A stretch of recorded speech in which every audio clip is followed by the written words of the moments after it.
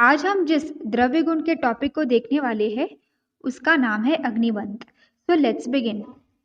अग्निमंत का Latin name जो बताया गया है वो है प्रेमना म्यूक्रोनेटा। आई रिपीट, लैटिन नेम जो है उसका वो है प्रेमना म्यूक्रोनेटा। संस्कृत में अलग अलग नाम इसके बताए गए हैं, जैसे पहला नाम है अग्निमंत, फिर जिसका दूसरा नाम है जय, श्रीपर्ण, गणिकारिका और वातग्नि जो है इसके संस्कृत नाम बताए गए हैं। हिंदी नाम कौन से बताए गए हैं वो है अरनी, गनियार और अगेथु जो है हिंदी नाम बताए गए हैं। अभी प्रत्येक नाम का कुछ अर्थ होता है, तो आइए देखते हैं इनके नाम के अर्थ क्या है। अग्निमंत जो है इसीलिए कहते हैं क्योंकि इनके लकड़ियों को अगर हम आपस में रगड़ते हैं तो अग्नि उत्पत्ति होती है, मतलब आग उत्पन्न होता है, तो इसीलिए हम इसे अग्निमंत कहते हैं। जय इसका नाम इसलिए पड़ा है क्योंकि ये रोगों को जीतने वाला है, मतलब रोगों पर विजय पाता है, इसीलिए इसे हम जय कहते हैं। श्रीपर्ण इसका जो नाम बताया गया है वो इसलिए बताया गया क्योंकि इसके पत्र जो है सुंदर होते हैं, तो सुंदर पत्रों वाला होने के कारण इसे श्रीपर्ण कहते हैं। गणिकारिका भी, गणिकारिका का अर्थ जो है वो है समूह में उत्पन्न होने वाला वृक्ष होता है, मतलब जो हमें कलेक्टिव जो है हमेशा उत्पन्न होता है, सुंदर वृक्ष होता है, साथ ही साथ जो है हमारे हेल्थ मतलब स्वास्थ्य को जो है लाभदायक होता है स्वास्थ्य के लिए, इसीलिए इसे गणिकारिका कहते हैं। वातग्नि, अभी वातग्नि से हम समझ सकते हैं कि वात को हरने वाला होता है, मतलब वात जो है दोष को नष्ट करता है, इसीलिए इसे वातग्नि कहते हैं। अभी हिंदी नाम कौन से बताए गए, अरनी, गनियार और अगेतु, जैसे हम लोग ने पहले ही पढ़ा है, इसके हिंदी नाम बताए गए हैं। ये कौन से कुल या फैमिली से बिलोंग करता है, इसका फैमिली जो है वर्बिनेसी बताया गया है। अभी ये कौन से गण के अंतर्गत आता है वो हम देखेंगे। चरक ने अपने अपने गण बताए गए और सुश्रुत ने अलग जो है गण बताए हैं। चरक के अनुसार कौन से गण के अंतर्गत इसे अग्निमंत को रखा गया है वो है शोतहर, शीत प्रशमन और अनुवासन उपक जो है चरक के अनुसार गण बताए गए हैं। सुश्रुत के अनुसार अग्निमंत के कौन से गण बताए गए हैं वो है बृहत पंचमूल, वात संशमन, वीर वर्ता आदि और वरुण आदि जो है सुश्रुत के अनुसार गण बताए गए हैं। अब आगे देखते हैं स्वरूप, मतलब जो है ये वृक्ष के आकार कैसे होते हैं वो देखेंगे हम। ये जो है 25 से 30 फुट ऊंचा वृक्ष होता है, मतलब जो है इसकी हाइट जो है 25 से जो है 30 जो है फीट ऊंचाई वाली होती है। कांड त्वक, मतलब इसके जो है कांड की त्वचा कैसी होती है, जो है हल्के धूसर वर्ण की, मतलब काले रंग की होती है इसकी कांड की त्वचा। साथ ही जो है इसमें जो है कांटे भी लगे होते हैं, कंटक जिसे कहते हैं। इसके कांड और बड़ी शाखाओं में जो है कांटे पाए जाते हैं। अग्निमंत के पत्र कैसे होते हैं, पत्र जो है 2 से 6 इंच लंबे होते हैं, मतलब लंबे पत्र होते हैं, लंबे पत्ते होते हैं। और पत्ते जो है अंडाकार, मतलब जो है अंडे के आकार के होते हैं और थोड़े लटकने वाले होते हैं। पत्र जो है सूख जाने पर जो है काले रंग में जो है पड़ जाते हैं, काले रंग में परिवर्तित हो जाते हैं। और इससे जो है पत्र को अगर मसलते हैं तो इसमें अच्छी सी सुगंध आती है, तो इससे इनसे गंध निकलती है, इससे जो है पत्र को रगड़ने से, मसलने पर। पुष्प मंजरी, मतलब पुष्प कैसे होते हैं, पुष्प जो है 2 से 5 इंच व्यास वाले होते हैं, मतलब जो है उसकी गर्थ या फिर जो है चौड़ाई जो है 2 से 5 इंच जो है चौड़ाई वाले जो है पुष्प पाए जाते हैं।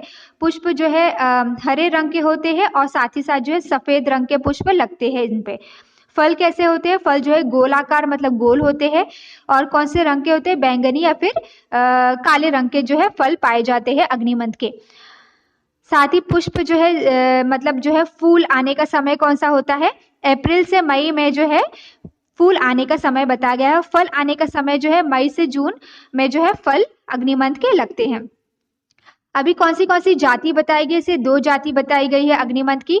अग्निमंत जो है स्वयं एक जाति बताई गई है और दूसरी जो जाति है तरकारी बताई गई है।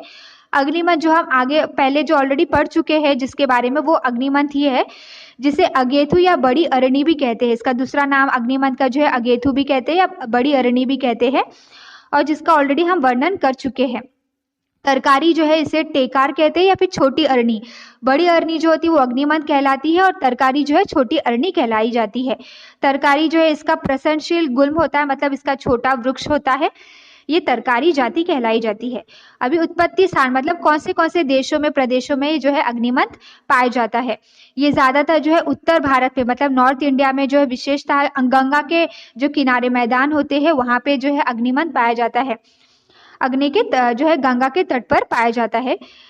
और जो है ये मुख्यतः जो है कौन से देशों में पाया जाता है, उत्तर प्रदेश में, उत्तर प्रदेश में पाया जाता है, बिहार में पाया जाता है, बंगाल में पाया जाता है। कुमाऊं से लेकर भूटान तक पहाड़ियों में जो है 5000 फीट की ऊंचाई तक जो भी जो है प्रदेश होते हैं वहां पे जो पाया जाता है।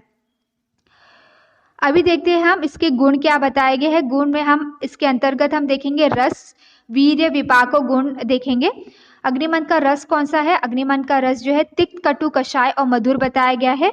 तिक्त यानी कि कड़वा होना, कटु मतलब जो है तीखा होना, कषाय और साथ ही साथ मधुर मतलब मीठा जो है उसके रस बताए गए हैं। वीर्य कैसा होता है? उष्ण वीर्य वाला होता है। अग्निमंथ का वीर्य मतलब तासीर जो है गर्म होता है। विपाक मतलब पचने के बाद जो है कौन सा रस फॉर्म करता है? वो कटु रस फॉर्म करता है। और गुण जो है रुक्ष, लघु बताए गए हैं। अग्निमंथ के कर्म कौन से है? दोष कर्म बताए गए हैं। दोष कर्म में जो है ज्यादातर ये उष्ण वीर्य होना मतलब उष्णता तासीर होने के कारण जो है कफ और वात का शामक होता है, मतलब कफ और वात का जो है शमन करता है। कफ और वात को जो है इनका जो है क्षय करता है। सांस्थानिक कर्म बाह्य मतलब बाह्य तौर पर हम इसको जो है वेदना स्थापन के तौर पर यूज कर सकते हैं, मतलब वेदना को हरता है ये अग्निमंथ। नाड़ी संस्थान में कौन से लाभ देखने को मिलते हैं? वेदना स्थापक, यहाँ पे भी जो है वेदना को जो है कम करता है। पाचन संस्थान में जो है दीपन पाचन और अल्यूनोमल होता है, मतलब जो है अग्नि को बढ़ाता है, पचाता है अन्न को, ये सब जो है उसके पाचन संस्थान में कार्य देखे गए हैं। रक्त व संस्थान के कार्य कौन से है? रक्त शोधक मतलब रक्त को जो है शोधन करता है, मतलब रक्त को जो है प्यूरिफाई करता है। हृदय उत्तेजक होता है। शोथहर मतलब सूजन को कम करता है। श्वसन संस्थान में कौन से लाभ देखे गए हैं? कफग्न होता है, इसके लिए श्वसन जो है श्वास अगर रोग हो गए तो कफ को विलयन करके जो है श्वास रोग में जो है लाभदायक होता है। मूत्र व संस्थान में प्रमेहग्न मतलब जो है प्रमेह का रोग नाश करता है। ये जो है इसके मूत्र व संस्थान में कार्य देखे गए हैं। त्वचा में कौन से कार्य है? त्वक दोषों को दूर करता है, मतलब त्वचा के विकारों को दूर करता है। दोष प्रयोग मतलब जो है दोष प्रयोग में अभी देखेंगे यह कफ वातजन्य रोगों में प्रयुक्त होता है, मतलब जो भी कफ और वातजन्य व्याधि होती है उसमें प्रयोग किया जाता है। सांस्थानिक प्रयोग में देखेंगे तो कहीं शोथ और पीड़ा उत्पन्न अगर हो गई है तो क्या करते हैं? अग्निमंथ के पत्तियों को जो है गर्म कर लेते हैं और उन स्थान पर जो है लगाने से जो है काफी आराम मिलता है, शोथ और पीड़ा कम हो जाती है। नाड़ी संस्थान में जो है अगर देखेंगे तो वात व्याधि को नाश करता है। वात व्याधि के जो भी वात की व्याधि बताई गई है उन पे जो है विजय पाता है। पाचन संस्थान में जो है अग्निमांद अगर हो गई है, अग्नि की मंदता अगर हो गई है, आम दोष बन गया है या फिर कॉन्स्टिपेशन हो गया, उन सभी में जो है लाभदायक होता है। रक्त व संस्थान में जो है रक्त जो शोधक होने के कारण रक्त विकार का जो है नाश करता है और शोथ में भी जो है अगर सूजन हो गई है तो उसमें जो है विजय पाता है। श्वसन संस्थान में देखेंगे तो कफ के विकारों को दूर करता है, मतलब कफग्न होता है, मतलब कफ का विलयन करने के साथ साथ जो है काश श्वास जो भी है जो व्याधि कफ के कारण होते हैं उन सभी पर विजय पाता है।